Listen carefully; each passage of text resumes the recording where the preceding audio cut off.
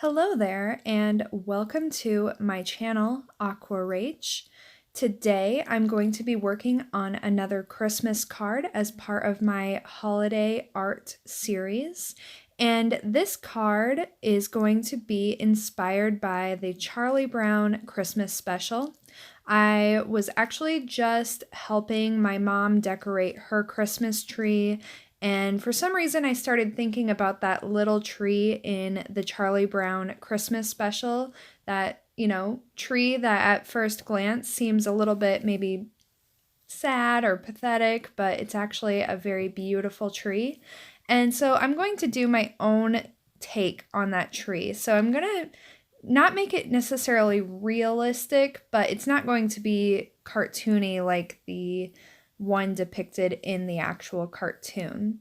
So I am now just kind of sketching loosely this tree and trying to just make it a little bit, droopy and short and kind of skinny.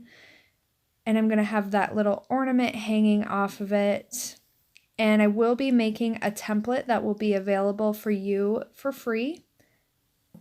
And then at the bottom of this Christmas card, I'm just going to simply write Merry Christmas, and I'll be using that template that I created with a bunch of Christmas card sayings.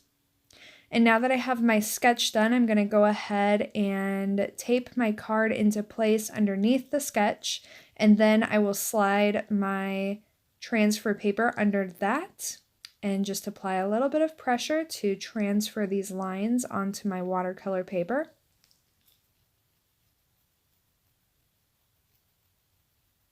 And I'm not outlining all of these little tiny branches. I want them to really have that sense of being very skinny. So I'm actually using some kind of disjointed lines to create that tree. And then I will go over the tree with some watercolor to kind of bring that all together and give it a little bit more mass. And now I'm doing the same thing. I'm transferring this little Merry Christmas saying. This is a template you can download. It has all these different sayings on it, and then you can easily transfer those onto cards. And it is also linked below in the description, just like this little template is. I'm going to use a micron pen to do the inking here. I like to often use my dip pen to do my inking, but just for the sake of time, I was kind of busy on the day that I made this. So just to save myself a little bit of time, I decided just to use this micron pen. The important thing here is that this is waterproof ink, so I can go over this with watercolor and it will not smudge the ink. And now that I've zoomed in a little bit, you can kind of see what I mean, that the lines forming the tree are a little bit disjointed. I'm not outlining these branches. I don't think that that's necessary, and I think that might actually be counterproductive. So I'm going to let the watercolor kind of bring that tree together into a solid mass.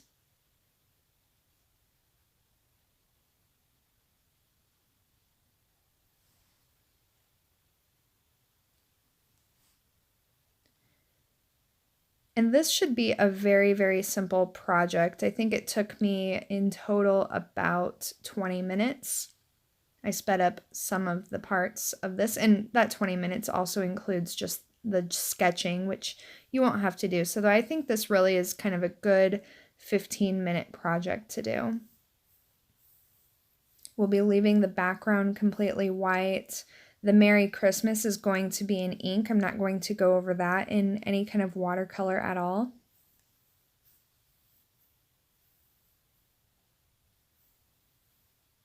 And if you're someone who likes to do calligraphy, then I think, things like this are really great for calligraphers. I am not a calligrapher, so that's why I kind of rely on just finding fonts on my computer and printing those out.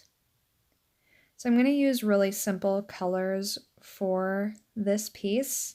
I'll just try as much as I can just to use some primary colors.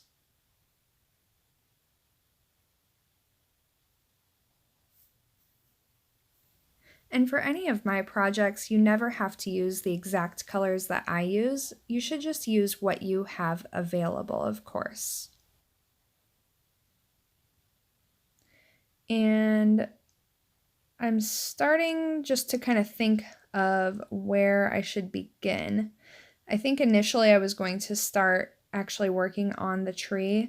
That's why I dipped my brush into that green. But now I just have gotten a couple wells activated with some water. And this is my warm red. This is called Scarlet Lake. It's by Daniel Smith. And I want to apply this to the ornament, but I want it to be pretty light. And I want to leave just a couple of glints of reflection. So I'm being careful to just kind of go around a couple areas. I could have used masking fluid, but again, I was a little bit pressed for time because I needed to go and help my mom. And now I'm mixing in some sienna. And this is what I'm going to use to create the tree, or at least begin to. So that's basically just some sienna and red.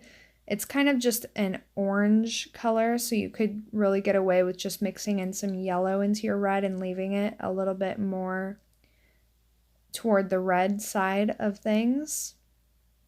And now I'm just kind of generally going over these branches.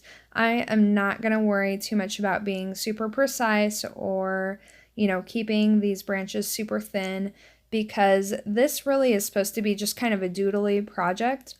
And really, I want to keep in the spirit of this tree from the Charlie Brown Christmas special, which, it was imperfect. It was kind of perfectly imperfect.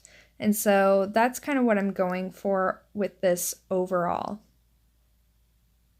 It's not flashy. It is just what it is. Very simple. And, it's kind of my artistic philosophy too, just to appreciate the ordinary. Not everything has to be a Bob Ross painting. No offense, Bob Ross, but I really like to paint ordinary subjects. I don't need mountains and majestic lakes. And good thing, because I live in Nebraska and we don't have any.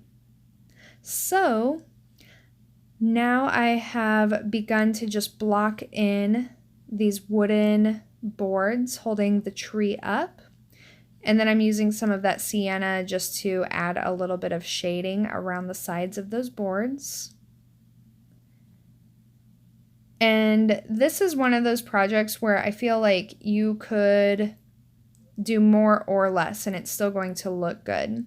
So now I'm adding just a little bit of my Pyrrole red to the ornament. Now, I am trying to use up all the paints that are on my palette, because in the future when I do demonstrations, I want to only have the colors on my palette that I'm actually using for the demonstration. So ideally, I would not use both the Scarlet Lake red and the Pyrrole red, because they're just a little bit too close together in terms of their temperature and hue. But I don't have any more of my Permanent Rose, which is my cool red, on this palette. I do have some on another palette, but I didn't want to get that out. So I'm just going to do my best, and kind of just with that ornament, that's where really the only detail is going to be. And I just want to kind of keep that loose, but I want to give it a little bit of an appearance of being shiny. So I've added some blue to that mix, and I want to just very lightly add a little bit of dark areas to the ornament, because I just want it to look a little bit shiny. I want it to have a little bit of dimension. And that's pretty much all that I'm going to do with that, I believe. Don't want to go overboard with it because it is small. And then I'm just adding a few little marks to the part of the ornament that is attaching the ornament to the string. And now I'll use that same kind of muted violet just to add a little bit of shadow and dimension to the tree in a few areas. Again, I think this is kind of not really necessary, and it's just my natural tendency to want to do more because I kind of just never want to stop painting once I get started, so I just look for things to fiddle with. And now I'm using that same muted violet around the edges of the boards, again, just to give them a little bit of dimensionality. And then now that I know that this ink is really, really dry, used my eraser just to get rid of some of those light transfer lines underneath the ink. All right, so this is called Jade Green. It's actually, that's not the full name, but it's a Daniel Smith color. It's from the Daniel Smith Primatech line. And I'm going to use that for the little needles on the tree, but I decided first I would do something just a little bit different. And before I put in those green needles, I'm just going to use some light blue. So this is actually a cobalt blue. And I'm just going to kind of add a soft halo where I will put the needles, and then I can use dry brush to add the needles on top of this blue. And I feel like this will just kind of make those needles a little bit soft. So I'm not applying this necessarily like needles, I'm just kind of replicating the general shape of how I want those little needles on the tree to be. And by the time I go all around the tree and add this in, the first ones that I laid in should be dry, so then I will just immediately be able to add some dry brush green needles on top. And I think that this also just adds a nice little splash of color to this little illustration, because otherwise it has a lot of like oranges and yellows and reds and then a little bit of green. But this kind of just balances out the overall temperature, I think. And it's still keeping it very, very simple. So the way that I am kind of forming where these needles are going to be, I'm kind of thinking of like a feathery shape.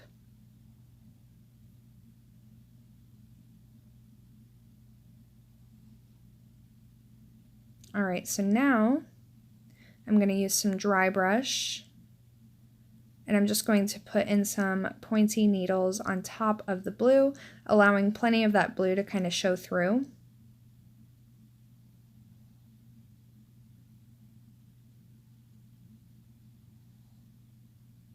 And anytime that I want to do something like this where it's kind of organic and, you know, very sharp, I'll kind of start at the base and then flick the brush so that I get a nice pointed edge on the stroke.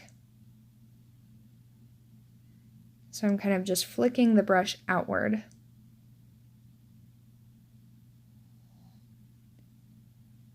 And it really just takes a very light touch, and I don't worry too much about how each individual needle is going to look.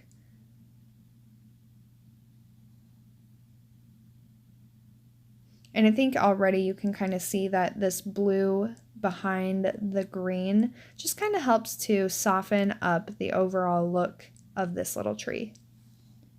Because I really didn't want it to just be like pointy. For some reason, I think of, you know, having too many jagged edges as being kind of harsh and unwelcoming. So I think that I just intuitively wanted to soften that up a little bit.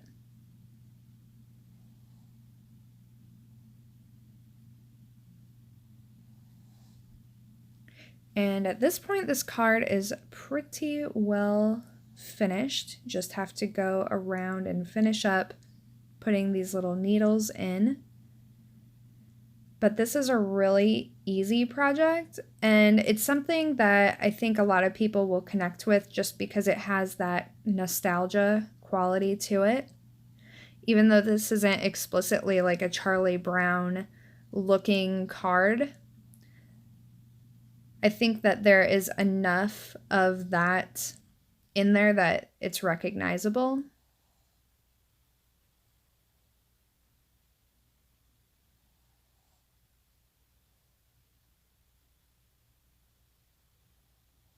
And I just think it's a really nice, simple card that really is effective in communicating just a little bit of that nostalgia and emotion for something from the past.